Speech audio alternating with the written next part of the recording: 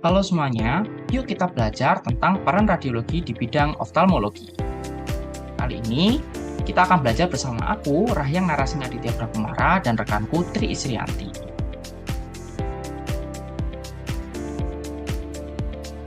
Oke, kita akan bicara ke modalitas yang pertama, yaitu USG Base Scan.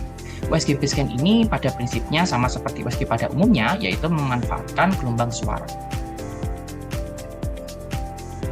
Modalitas ini biasanya digunakan untuk mengevaluasi adanya kasus seperti perdarahan vitreus sehingga kita kesulitan untuk menilai segmen posterior bola mata, menilai ablasio retina, adanya tumor intraokuler, dislokasi lensa, trauma mata, dan adanya benda asing.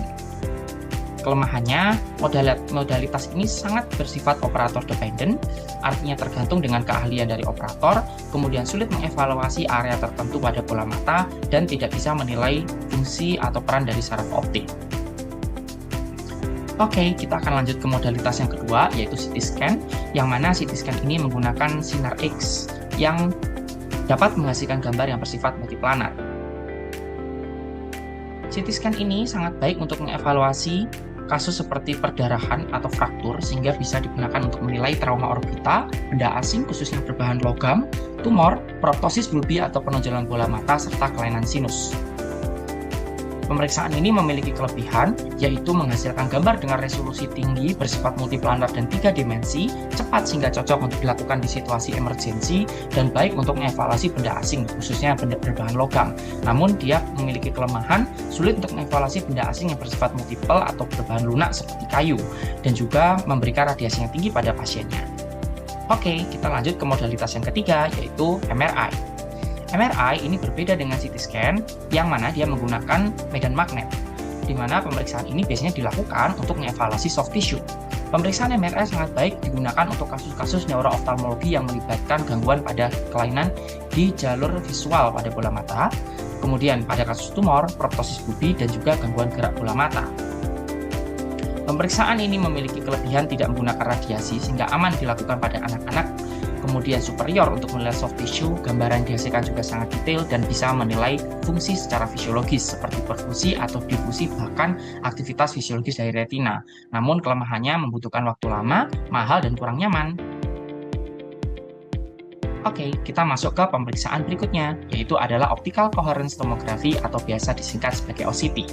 Pemeriksaan ini kurang lebih 11-12 dengan USG, di mana kalau USG memanfaatkan suara berfrekuensi tinggi, tetapi pada OCT dia menggunakan cahaya inframerah yang mana diberikan pada alat, kemudian dipantulkan kembali untuk ditangkap dan bisa menghasilkan resolusi secara detail.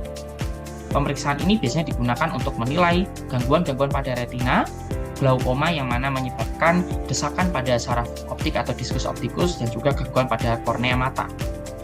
Namun, pemeriksaan ini tentunya memiliki kelebihan dan kekurangan dong ya.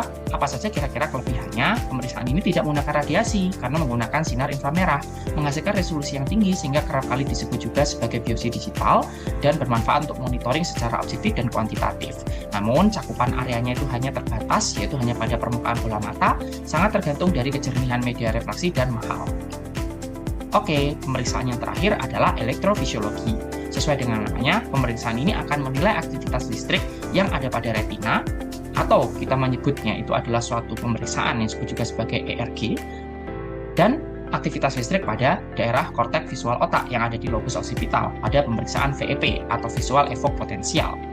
Pemeriksaan ini sesuai dengan judul dan juga prinsip tujuannya, karena dia digunakan untuk menilai aktivitas listrik pada retina dan juga jalur visual, maka tujuannya adalah untuk menilai apakah ada kelainan dari jarak visual pada pasien itu disebabkan karena kerusakan pada retina atau pada jalur sesudahnya. Pemeriksaan ini memiliki kelebihan objektif, tidak invasif, dan juga bisa mendeteksi adanya kelainan sebelum muncul gangguan anatomi.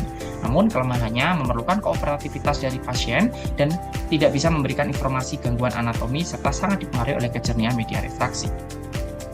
Sekian presentasi dari kami, semoga bermanfaat. Wassalamualaikum warahmatullahi wabarakatuh.